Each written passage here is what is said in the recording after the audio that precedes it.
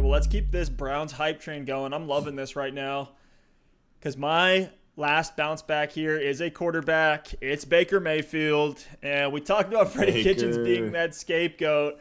But coaching does matter in the NFL. I don't think people value coaching enough in this league. Bad coaches just don't win games, and they don't put up points in the NFL. We saw Hugh Jackson have a 3-36 record in Cleveland.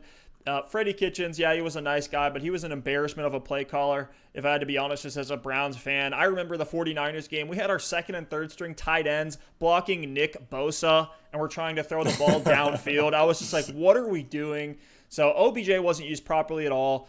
Now we have Stefanski in town, and so far it seems like he's on the same page with their new GM as well, Andrew Berry, who I am a huge fan of so far. I think they're making all the right moves in the draft and in free agency as far as I'm concerned.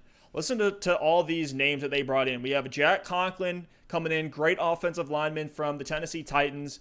We grabbed the best offensive lineman that was on the board at Jedrick Wills, so the O-line should be much more improved. We have Odell coming back off that sports hernia injury. Jarvis Landry said to be healthier than ever. Both are going to be ready to go. And Hooper was a great additional weapon for Baker. I think the real winner from the Browns signing Austin Hooper wasn't Hooper, it was Baker. And I think he's the clear winner in that. Baker loves tight ends in the red zone as well. He throws to them at a 35% rate in the red zone, and he's done that his whole career. So we look at an upgrade just in terms of touchdowns. I think Austin Hooper in this offense is just going to provide a lot of that.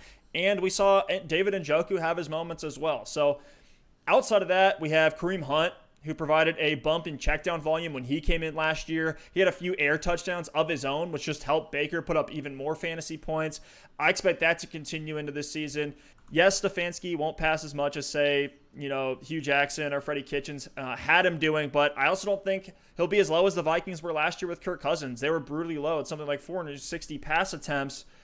I think Baker is more reasonable to be at that 520 to 540 range. I think we're going to see an efficient Baker Mayfield in 2020. He'll be able to be a consistently solid fantasy option with upside if the Browns are finally able to get going this year. And to me, he's right above that streamer categories. If you want to take the late value on Baker, yeah, I could see the case for it. Maybe pair him with a Joe Burrow or a Drew Lock as your other upside shot at quarterback late in the draft. I love that, and I'm excited for the Browns in 2020. I think they ate a slice of humble pie in Cleveland last year, so I'm excited to see what Baker can do now that he's really going to put his head down, stay focused, and I think that's going to lead to a lot of fantasy value.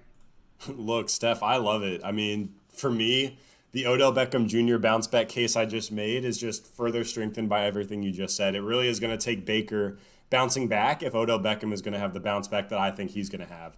So just looking at Baker's first two seasons, I mean, as a rookie, he had 27 touchdowns and 14 interceptions. That's Last crazy. season, 22 touchdowns and 21 interceptions. Almost a 1-to-1 ratio of touchdowns versus interceptions. It was just awful. The wheels fell off. From a fantasy perspective, I don't think I really remembered just how bad he was. He had fewer fantasy points per game than Derek Carr, Phillip Rivers, Jimmy G, Andy Dalton. And he only, listen to this. This one's shocking. He only averaged 0.4 more fantasy points per game than Jeff Driscoll, who started 4 games last year. So Baker was awful. But if we know anything about Baker, he's got a fire in him, man. We've seen it at Oklahoma. We've seen it in the NFL. And Baker's been successful in his career. He won the Heisman at Oklahoma. He was the number 1 overall pick. He lit the world on fire during his rookie season. I have no doubt that Baker Mayfield has been putting in the work this offseason. He loves to put his money where his mouth is, and I really think that he talks the talk, but he walks the walk as well. So with this team that's incredibly talented, I do expect Baker Mayfield to bounce back in a big way in 2020. When we want to talk about ADP here, you said he might be a great late value.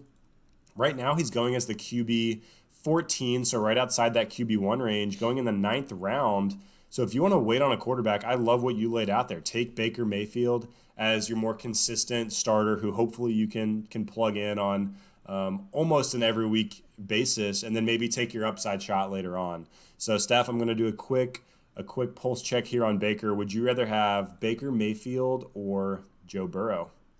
Ooh, I'll take Baker Mayfield. I'll take a little bit more of that veteran known with a couple years in, but honestly, I like both these guys, and probably when the season starts, I'll have them neck and neck when it comes to ADP in my rankings. Baker Mayfield or Matt Stafford? Oh, I'll take Matt Stafford on this one. Hard to go against my boy Staff Daddy. I think he's going to be great in 2020. So that's just a tough one for Baker to win. Baker Mayfield or Daniel Jones? Man, this one is very tough for me. I knew you were going to ask it too. Sadly, I do have to say Daniel Jones just for more of the air yards, just for.